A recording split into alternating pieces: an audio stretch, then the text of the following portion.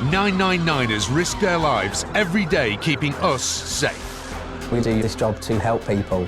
But all too often, they're abused and attacked. The vehicle threw me like a rag doll. It should have killed me. These personal attacks on police, paramedics and firefighters are at an all-time high. I admit I was absolutely terrified. We don't put on this uniform to be assaulted.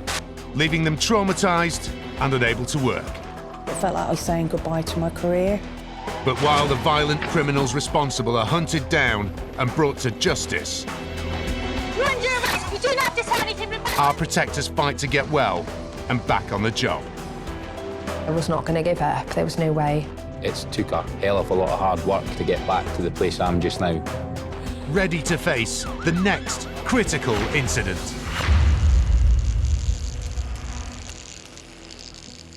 Today, a car chase with joyriders sees an officer thrown 100 feet in the air. It should have killed me. The impact, the speed it hit me at, most people would have been killed by that.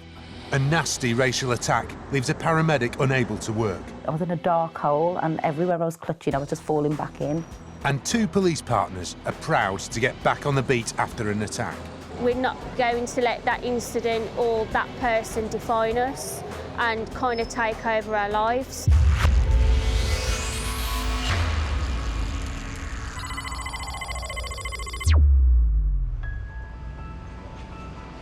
PC's Laura Dew and Rich Chant have been partners for 5 years. We've really got that father-daughter relationship at work. They're part of the tight-knit team at Digbeth Police Station, where this morning Sergeant Carr is doling out the duties for the day ahead. Chanty and Laura, you guys are on bikes today. As a sergeant, one of my top priorities is making sure my officers are safe. But keeping her officers safe isn't always that easy. 3 months ago, Laura and Rich were patrolling the streets on their bikes when a call came over the radio that a fight had broken out. We were round the corner from the actual incident. As soon as we got there, I could tell the actual person who was involved because of his demeanour, his body language. The fighting has stopped when they arrive, but Laura senses a tense atmosphere and switches on her Bodycam. As soon as I looked him square on, that's when I saw the anger in his eyes. As I have gone to approach him to try and talk to him, he grabbed me round by the throat. My colleague Richard came over straight away, tried to get him off me. Couldn't get him off me at first. He just wouldn't let go. I went over and grabbed him by his throat and pushed him up against the window of the pub and squeezed as hard as I could on his throat to get him off Laura, because as far as where I was concerned, he was going to go down before she went down. He then released his right hand from Laura's neck and just square punched me in the nose, causing me to stumble back and then started to strangle her again. That's when he strangled me for the second time, and I haven't been able to breathe that time. And I'd probably say in all the time of being a PCSO, a police officer, that's the worst feeling and experience that I've ever had to endure, really. With his hands gripped around her throat, Laura fears for her life. I pressed my emergency button. I didn't think I was even able to do that, but somehow I did. I managed to press my emergency button, which then obviously alerted other officers to come and help. Back at base, Sergeant Carr can hear events unfolding on the radio. I could hear Laura shouting on the radio. It's horrible because it wasn't a place I could run to and I didn't have any vehicles, so there was nothing I could do at that point in time. Our team's always out and about, so I knew there were officers who were making their way to both of them. But all I could do was sit and listen to the radio to make sure people were on their way. PC Richard Blomer, another colleague, is on patrol nearby. Initially, when the panic button come over, so I've heard it straight away in my earpiece, and all I can hear is PC Dew screaming, begging for help, and begging for him to get off her. All I was thinking was I need to get there, so I've just started running. I was still then trying to process of how am I going to get him off her before he kills her. I knew at that stage that I got a broken nose, but I was happy to have a broken nose if it meant that he wasn't strangling her anymore. So I just punched him as hard as I could, I think for 10, 11 times in the head. Come around the corner and all I can see is a mass of people around him. I can't see my colleagues at all, so I don't know what's happening, but all I can hear is screaming now. I can't hear it over the radio, I can hear it in person. Got through the crowd and all I can see is Laura and Rich. The offender himself, he's got Laura around the throat and he's choking her. Rich, he had a broken nose, his nose is bleeding, there's blood pouring from his nose. He's trying to strike the offender in the face to try and get him off her. Several other police have also arrived on the scene. I've just ran in, grabbed him and thought I need to take him to the ground, I need to get him off her because I thought he's going to kill her. He's still fighting back, he's kicking back. It takes several officers to finally wrestle the offender to the floor. He had phenomenal strength, clearly, the way he was trying to get back up when he was on the floor, and it took about 6 of us to control him on the floor and get him cuffed. Eventually, when his hands come from around my throat, I kind of feeling relieved, but trying to get my breath back at the same time. And I just remember just feeling a little bit limp and a little bit exhausted. Obviously, then managed to get him to the floor, and there was a bit of me where I think I just felt on him because I was trying to get my breath back.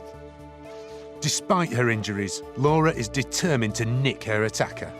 I actually arrested him myself. The minute I got my breath back and I was able to speak again, I just went straight into police mode. You're under arrest for assault, you silly. You do not have to say anything. Remember, you do not mention what questions that are returned to our in court. Anything you did, very giving evidence. All I did was I got up straight away, found PCG, checked she was okay, asked her a number of times how she was feeling. She was very vacant and just stared back at me. I then gone up to PC Chanty, checked how he was, but they both seemed in shock.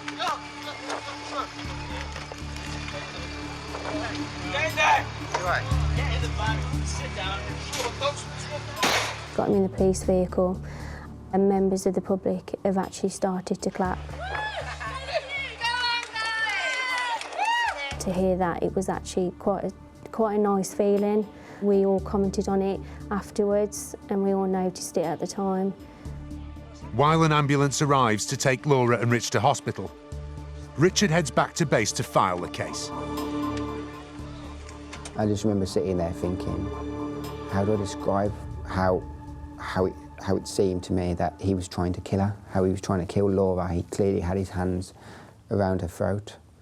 And I think I sat there for about 45 minutes to an hour trying to get this statement down because I knew that that statement was going to be key evidence and hopefully bring this offender to justice.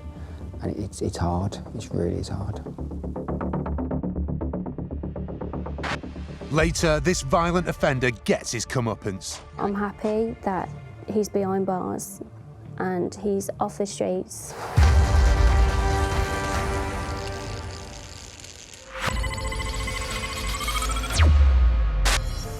Police officers aren't the only ones to face attacks on a daily basis.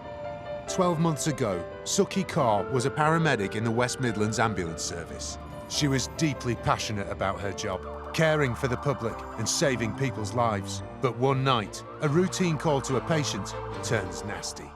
I was the paramedic, so I was the senior clinician that day. I asked the patient what the issue was in terms of his medical problem, and he stated he had abdominal pain.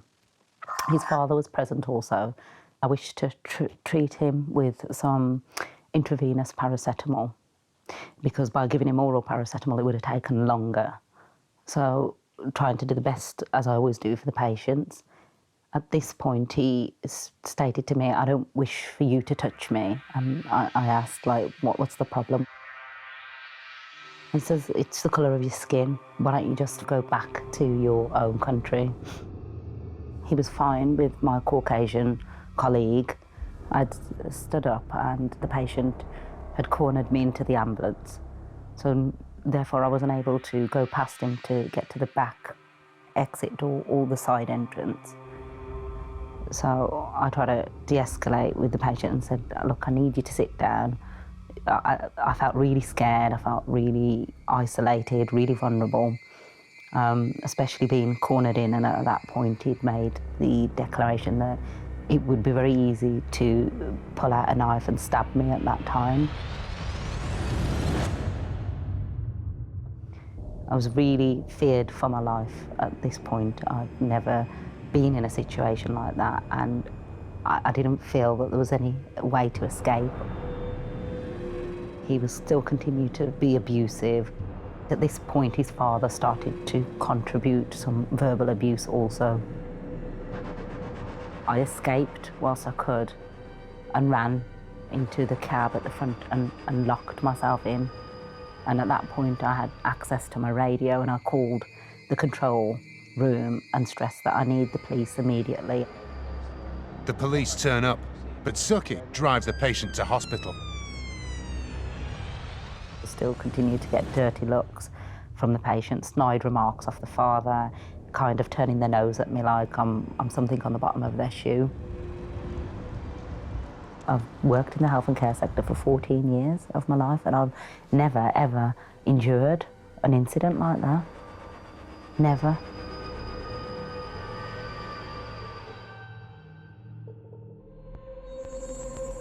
Suki's attacker was charged with a public order offence with intent to cause fear and violence.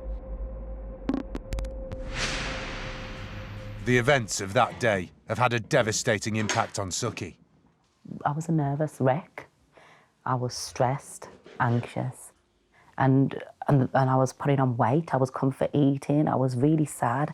I stopped exercising. The situation was becoming repetitive in my mind at night. I was not sleeping. You wake up having nightmares. Sometimes might not just be exactly what happened on the ambulance. You know, I can sometimes keep dreaming of being entrapped and this fear of being enclosed and just not able to escape. I was in a dark hole, and everywhere I was clutching, I was just falling back in. When I feel anxious, or I feel that I'm having an anxiety attack coming on, I'm feeling panicked in any way. I've been doing these breathing techniques. Suki also suffers physical signs of stress. The alopecia was discovered by my mother 6 months after the incident at work had happened. When I went to my doctors, he had put it down to work-related stress. But, you know, I still have the flashbacks. Every time I see an ambulance or hear an ambulance, it brings back those awful memories. And so, for the sake of her health, Suki decides to give up being a frontline paramedic. You're leaving a job that once upon a time you loved, and now you almost resent it, despise it. But she will never stop caring for people in need, and has instead found a new role as an emergency care practitioner. So I will do home visits, I'll do out of hours, I do telephone triage, and I work in various doctors' surgeries. She's proud of the job she does and of the years that she gave to the ambulance service. And to read through the many letters received from patients reminds her why. I would like to say a big thank you and praise the paramedics that attended. They did a fantastic job and deserve to be recognised for their hard work and dedication to the service. All 3 paramedics were so caring and compassionate and looked after my mother so well. The 2 ladies that attended him were excellent. First class. The staff were lovely, really reassuring. could not sing their praises highly enough. Had a pacemaker fitted and doing very well. It was due to the crew that saved his life. He is very grateful and wish you all success in your future careers in the health service. I've not forgotten them, and I can remember each one of their faces, each one of the way they were how scared they were, the questions that were asked, the reassurance that was needed. It makes me feel very proud and very humble as well. Suki now wants to put the incident behind her. I can't take the onus for someone's inappropriate behaviour, and I should still love the colour of my skin. I'm a woman of colour and I should be proud of that.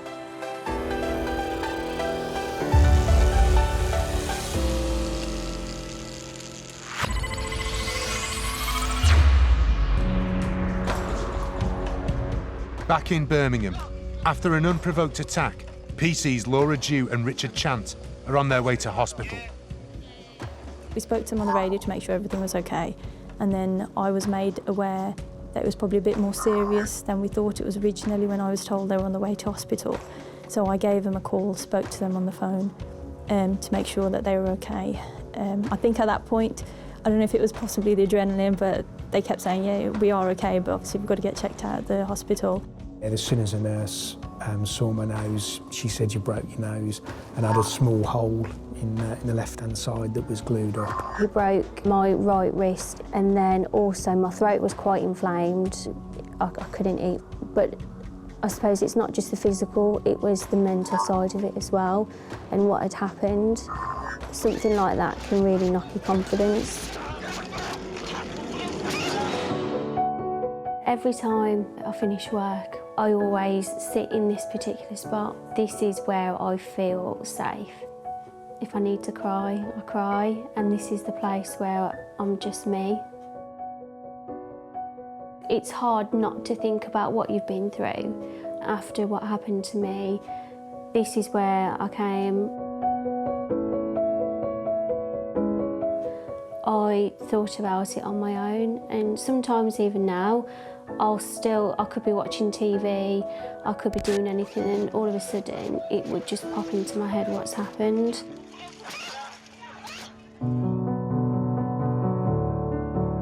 Both officers are receiving support. I think having the counselling really helped. That was really beneficial for both of us after we discussed it between ourselves. I'd felt that I'd let you down and I should have done more. And I felt guilty at the time for allowing him to grab her a second time and start strangling her a second time. But I think, you know, you saying allowing, you did everything plus more, you know, what you could have done. I found it really hard. There'd be times when I'd be sitting at home and I'd just burst out crying for no reason. You know, I'd probably kind of cuddle my children that little bit tighter. Laura's dad and sister are a huge support to her. After it happened, I told you first, didn't I? Yeah. You didn't tell me? No. I try not to tell my family or go into detail what really happens on a daily basis. I think if I did, then my dad probably wouldn't let me go to work. I'd have trouble stopping you, I think.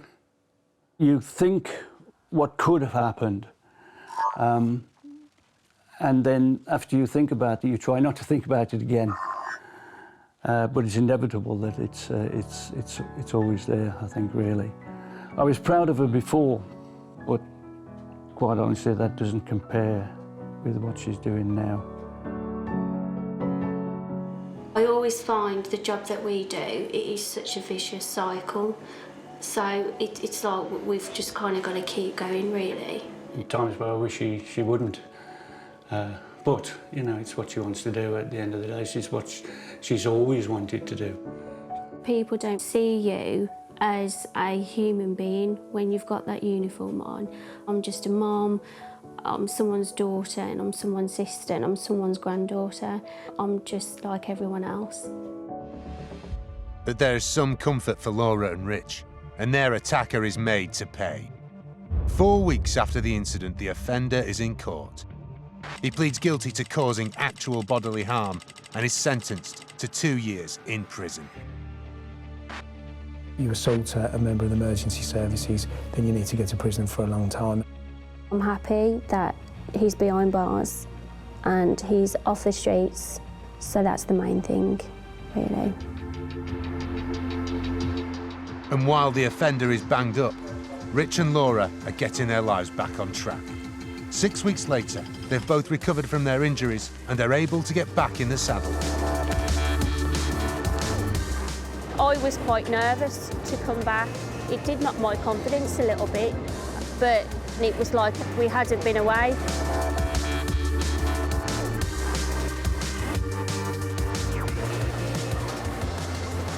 It's good to come back, it's good to be back at work and get some structure back.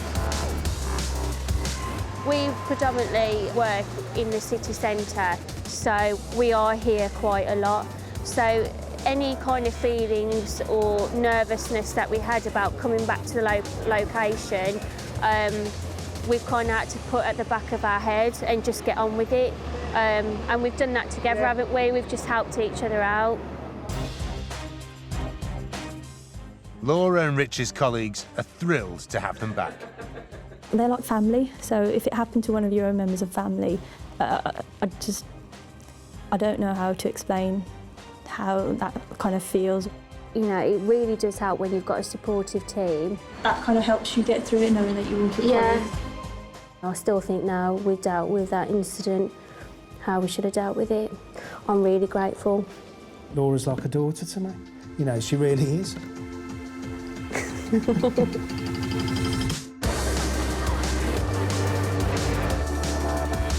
I know I can speak for both of us. We're not going to let that incident or that person define us and kind of take over our lives.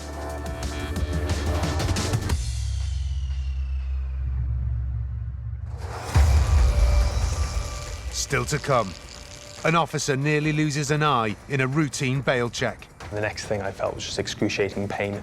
She was gouging my eye with her finger. And after a Joyrider ploughs into him at 50 miles an hour, a police officer defies all the odds to beat his injuries. What happened that night should have killed me, it didn't, and I'm still here and I'm still a serving police officer doing the job that I love to do. I have no reason to be angry or sad.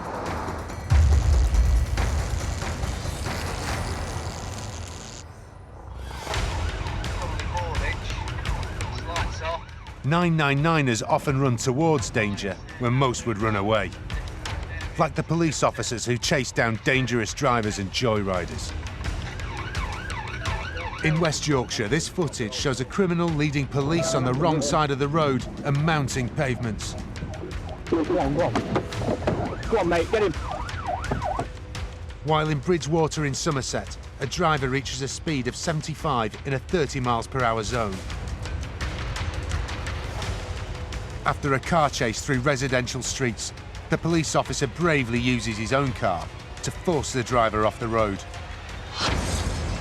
The driver was caught and admitted charges of dangerous driving and driving with no insurance.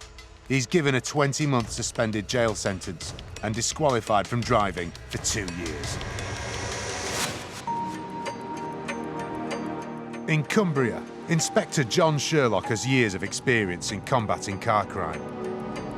He's also an expert in using a stinger, a device which punctures the tyres of offending vehicles.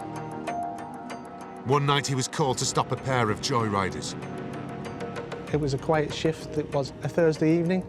Hadn't been too busy that evening, so it was the early hours of the morning. A stolen car was driving down this road, we're told, by officers at high speeds and erratically. I think it was around 3-4 o'clock in the morning, and we received a call of a stolen car was in our area and was being pursued by other police vehicles and heading towards our town. The vehicle was heading in our direction. My job was to deploy the stinger device and burst the tyres. My last memory was seeing blue lights in the distance. An officer tried to use a stinger device to stop it before it crashed into the car and hit the officer. That officer is now in intensive care in the West Cumberland Hospital in Whitehaven.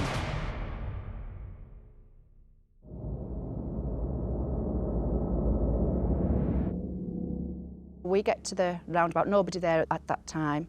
John and his colleague Neil, they arrived, And we sort of set up site there. We knew that the Stinger was going to potentially be deployed. The vehicle was heading our way. John was Stinger trained. What should have happened by the textbook is that I deploy the Stinger and it burst the tyres. But literally what happened was, as simultaneously as I was deploying the Stinger device, the vehicle veered into me, struck me somewhere between 40 and 50 miles an hour, and threw me a significant distance like a rag doll into a grass bank. While the teenage joyriders were arrested immediately, John's colleagues were more concerned about him. Very quickly, it was unconscious, wasn't responding to us. And then there was discussion with the other officers that were there. What do we do with him? Do we move him? Do we not? He started then making this gurgling noise, which I'd heard before in my role as a police officer, that I knew he was struggling to breathe. So the decision was, we're going to have to move him, otherwise he's going to die. My colleagues were superb. I was in trouble and they've saved my life. It's very humbling, actually, because it's a team thing.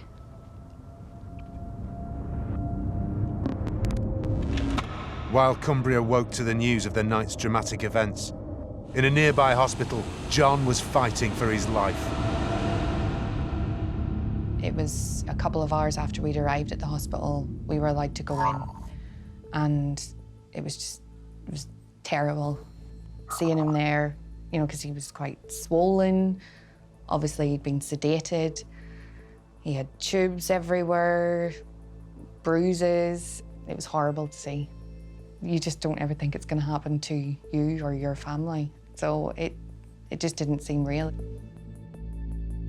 John was in a medically induced coma for 7 days. So I just used to sit there and talk to him and hope that he could hear me, and I'd tell him things like the football results and what had been going on, but it was just like a nightmare. When John woke from the coma, Katie was by his bedside. He opened his eyes and, you know, he looked at me and, you know, I told him that I loved him and he sort of nodded his head like, I know you do, and obviously he couldn't speak. And then within an hour of that happening, I think that's when the medical team realised that he wasn't moving his right side at all. So we had this great moment and then it was, oh, so there's a possibility that he's going to be paralysed down his whole right side. John underwent 6 hours of surgery, and while his arm was saved, he would never regain full use of it again. He did survive, but knows he'll never fully recover. This incident may have changed the course of his life. Today, he was talking about his ordeal for the first time. I have no feeling in the arm whatsoever, apart from excruciating pain at times. It's like my hand is being crushed in a vice. I had to learn to speak again, I had to learn to eat again, I had to learn to stand up. It's like being a child again.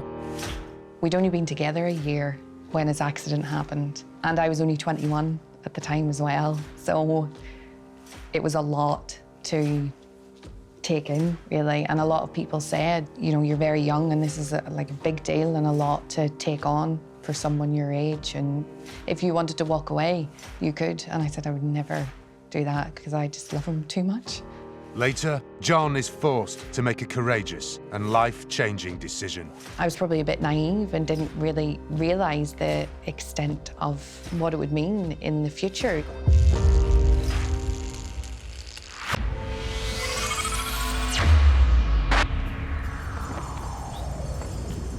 In South Wales, Sergeant James Dowler has been with the police for 9 years. He's dealt with most crimes in his career, but he was totally unprepared for a vicious attack in the early hours of the morning in August 2015. It was just before midnight. I was out by myself in a marked car and I was just conducting bail checks, which is a fairly mundane, run-of-the-mill task for a police officer to do, and it's just to double check that people that are on curfew are in their house when they should be. When I drove past the car and there was smoke coming from the car. So I turned around, just wanted to make sure that the occupants and everyone inside the vehicle was okay and check they hadn't broken down, that type of thing. I wasn't really thinking that anything was going to happen, so I pulled up and I opened my door. As I got out, and the driver got out and started running away from me, everything changed in an instant. So I immediately chased after, and eventually I caught up with him. And the next thing I know, we both ended up on the floor with me on top of the driver. It was at that point that I became aware behind me, all the car doors opening and all the other occupants coming out of the car. When they were walking towards me, when they were shouting and swearing for me to get off of the driver, that I realised that things weren't looking very good. Then I felt some kicks and punches to my back. The female occupant of the car jumped on top of me. The next thing I felt was just excruciating pain. She was gouging my eye with her finger. I let out a massive scream and let go of the driver on the floor so that I could try and pull her finger out of my eye. The driver at that point, unfortunately, ran away. I was then left fighting with her on the floor. I clicked on the emergency activation button, which is on every police officer's radio, and it sends a live time result of where that officer is on a map, so that the control room can say to other officers, there's someone that needs assistance, this is their location. And it was at that point I became aware that one of the other members of the crowd grabbed the radio off me and threw it away. And this was perhaps one of the scariest moments for me, because I realised I was really on my own at this point. I was in a lot of trouble. Fortunately, before his radio was snatched, his colleague Andrew heard his call for backup. As soon as you hear that assistant shout, you drop down your tools and you just go as fast as you can to help. Then I heard James shout, "Drive." That was the only information I heard him say, so that's why I headed straight there on the blue lights and sirens. Meanwhile, James is still struggling with his attackers alone. I managed to push the female from me, at which point she ran away from me.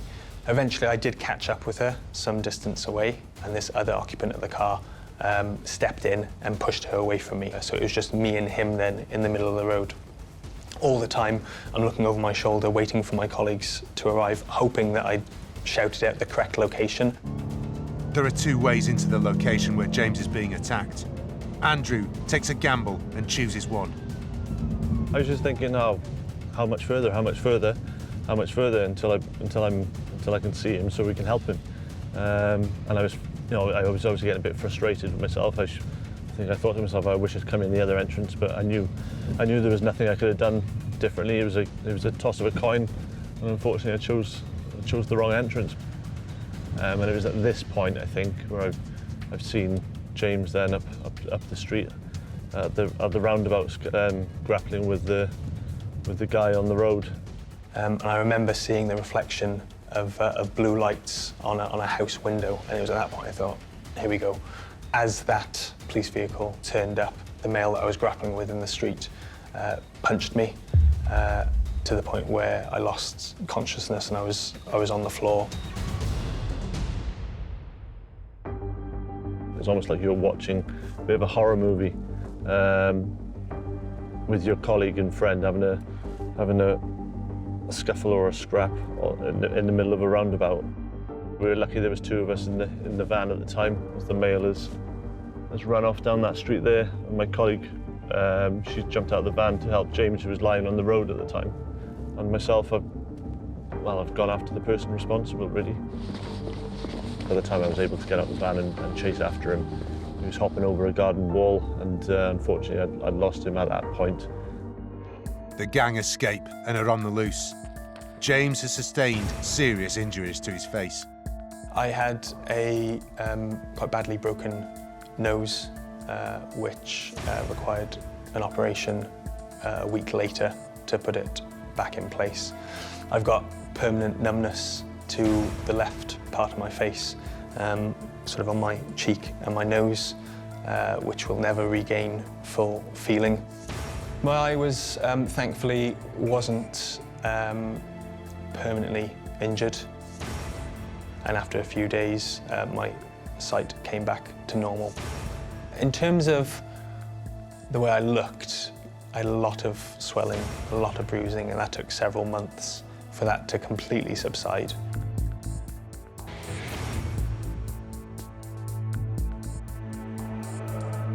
Over the next few days, the offenders are tracked down and arrested. In relation to the female, when she was arrested, I then took part in an identification procedure, and I was able to pick her out on an ID parade, as I was with the driver and with the person that punched me as well. The driver was sentenced to 14 weeks in prison and ordered to pay £250 compensation after pleading guilty to battery. The other two attackers were sentenced to 2 years in prison after pleading guilty to assault occasioning actual bodily harm. From my perspective, I was pleased that they were apprehended and they were brought to justice. 2 weeks later, James returned to frontline policing. I was very fortunate that I was able to return to work, and it took me a few months, but eventually I was back working with the same team. I'm quite proud to say that I was able to return to that same role that I was doing.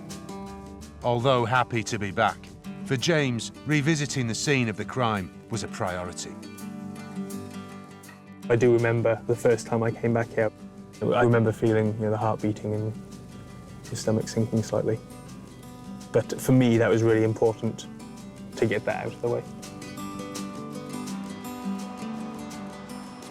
For me personally, if I didn't come back, if I didn't do what I was doing exactly as I was beforehand, there'd be an element that they had won, and I didn't want to let them win. But the offenders haven't won, because Sergeant Dowler is still fighting off criminals in his new role as a detective. Since that time, I've actually moved to more office or investigatory roles. It's not a direct, conscious decision because of what happened, it's just because naturally I like to investigate. Unless she wants to discuss it any further. I'm doing a job that I love, and I didn't want to let these people spoil that for me and ruin that for me. So in actual fact, I'll overcome this.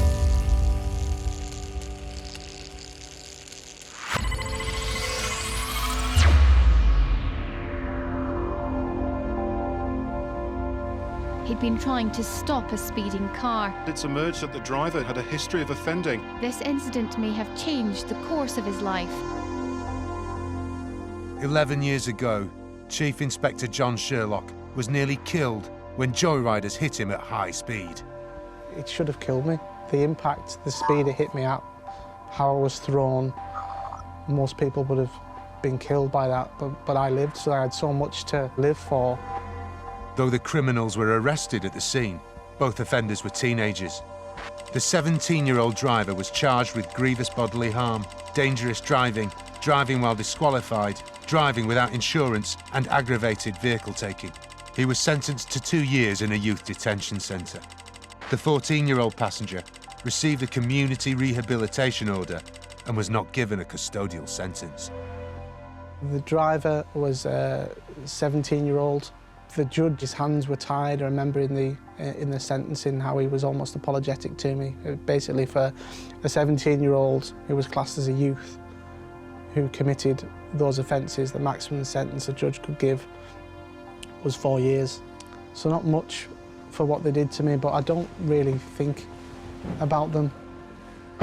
It's just hard to believe that someone so young can ruin someone's life, really, and take so much away from someone. John was off work for nearly a year after the incident. The chief constable at the time visited me in hospital, and I said, "Sir, I will be back at work within a year." And he laughed and probably patted me on the shoulder and said, yeah, okay. But I was. So I was back at work, I think, something like 361 days after my accident. So that was one of my goals. 5 years after the incident, John's arm was in pain and he had no movement in it. Because it was such a high point on the spine, that's why I still suffer today quite significant nerve pain through it. So John made a courageous decision. He opted to have this right arm amputated. In the initial years, there was always the hope through the operation that I had and the physiotherapy that the feeling may come back and I may be able to use it again. But I think I'd accepted that was never going to happen.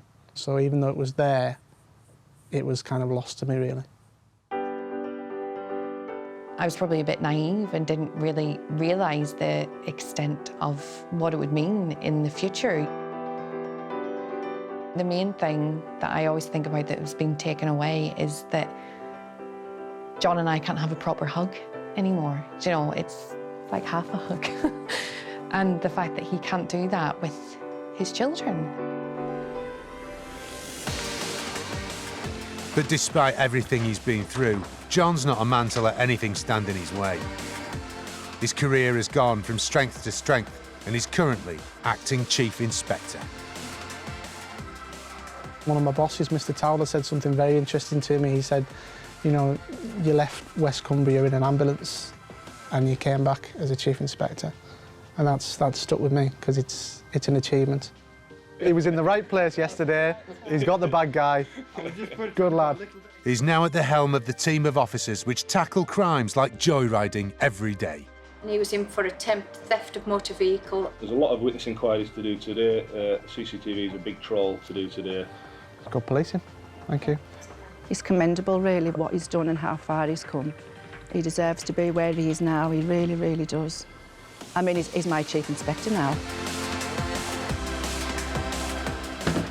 There's a certain sense of satisfaction. Obviously, I've had to put a lot in myself, but my wife, Katie, has been amazing. And without her, I wouldn't be sat here today.